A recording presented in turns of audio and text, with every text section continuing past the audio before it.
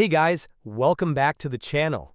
If you're trying to launch Battlefield 6 and you get the error, this software cannot be used at the same time as the game VirtualController, don't worry. In this video I'll show you how to fix it step by step. Solution 1.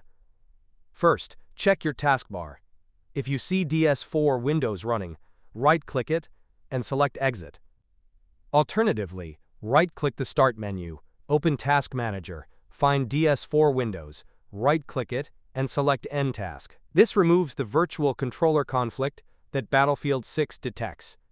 Solution 2. Close other VirtualController apps. Besides DS4 Windows, other apps may trigger the same error.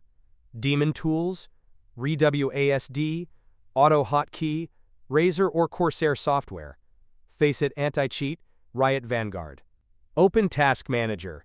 Right-click each of these if they are running, and select End Task. This ensures Battlefield 6 runs without interference from third-party input tools. Solution 3. Check Device Manager. Right-click the Start menu, open Device Manager.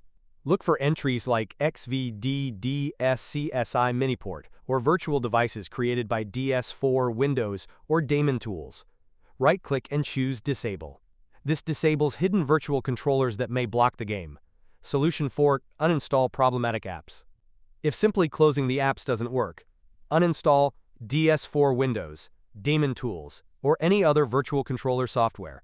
Also, uninstall apps like VLC codec packs, Wallpaper Engine, or MSI apps if they are interfering. Removing them completely prevents Battlefield 6 from detecting conflicting drivers. After disabling or uninstalling the conflicting apps, restart your PC. Launch Battlefield 6 again. The error message should now be gone, and your game will start normally. And that's it. By closing or uninstalling conflicting software, you can fix the VirtualController error in Battlefield 6. If this tutorial helped you, don't forget to drop a like and subscribe for more quick fixes.